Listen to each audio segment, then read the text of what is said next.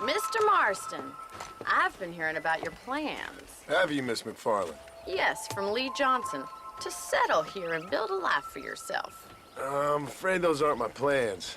See, I already have a life. Well, I had one, and I'm trying to reclaim it. Or maybe what you could say is that I had two, and I'm trying to end one of them so the other can survive. You do so love to talk in riddles, Mr. Marston. Do you do that, I wonder, as a substitute for having anything interesting to say? Probably, Miss McFarland. Oh, call me Bonnie, you fool. Call me Bonnie. Miss McFarland, I'm married. I have a son. I had a daughter, but she died. Years before that, I rode in a gang. We robbed banks, trains, held people ransom. We killed people we didn't like. Bill Williamson was in that gang. Now, if I don't capture my former brother-in-arms, great harm will befall my family. Now, I don't suppose any of this is very interesting to you, but I hope it explains why I wasn't so eager to talk about it. No, I do understand. I had no idea. You poor man. Even in this new country, memories don't really fade. My father was an illiterate Scot born on the boat into New York. He never saw his homeland, but to hear him talk about it, you'd imagine he only ever ate haggis and wore a kilt. And he hated the English for what they had done to his great-grandparents that he'd never met. People don't forget. Nothing gets forgiven. That's true, especially when it comes to money. And you know, even now, after all his labors, my father's debts are still terrible. I worry every day about us losing the ranch. It would kill him. My father died when I was 8 years old. His eyes were, well, let's just say he was blinded in a bar fight south of Chicago. My mother died during childbirth. She was a prostitute, and he was her, well, I don't know what he was.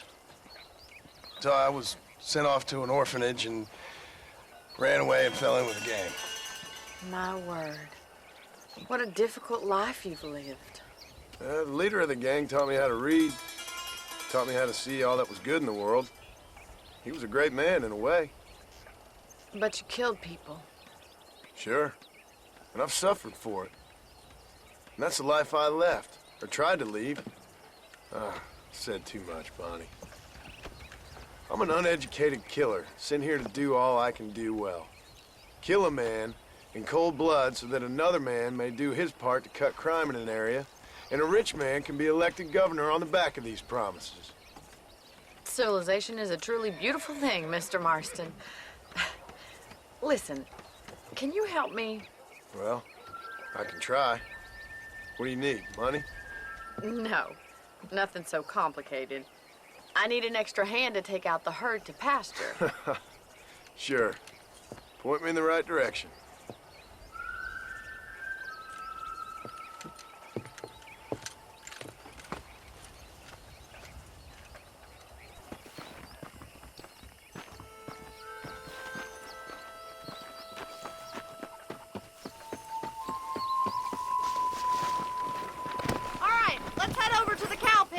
It's about time a budding farmer such as yourself learned how to herd cattle.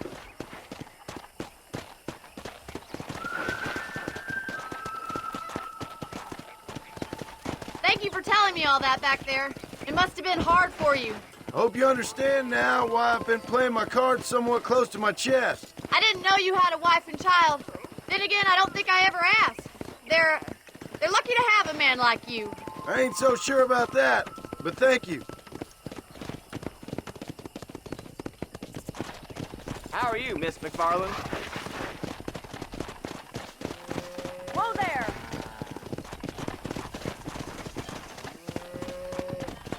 All right, let's see if you can herd cows as well as you can charm humanity.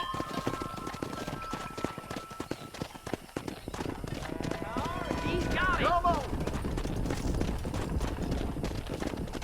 Nice job, Mr. Marston! That's it! Stay behind! Come on, you dumb heifer.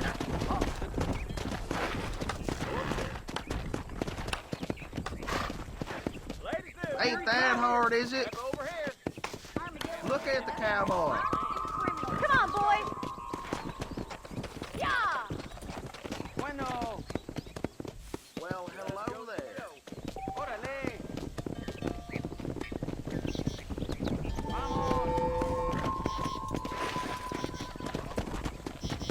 Let's go! ¿Cómo estás?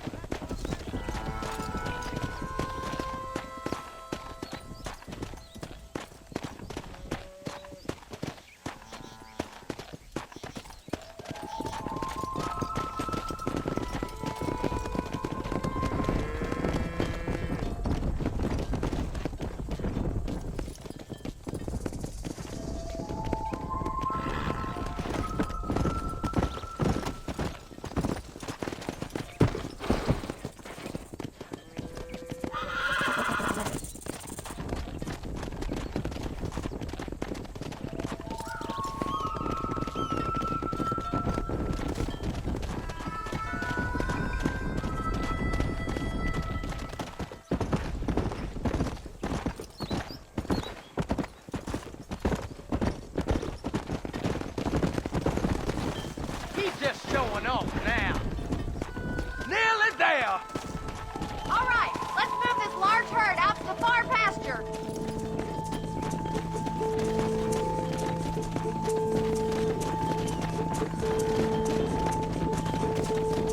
Sweep back and forth behind them. Keep them nice and tight.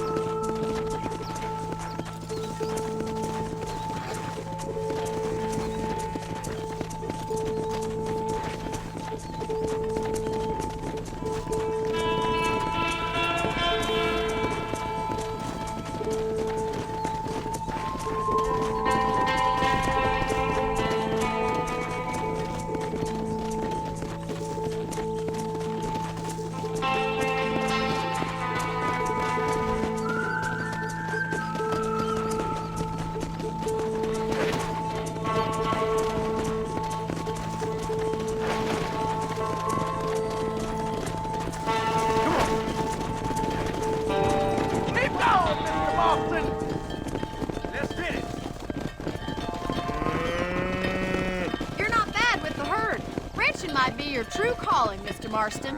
Either that, or you were a cow in a past life. Thank you, Miss McFarland. I'll see you later.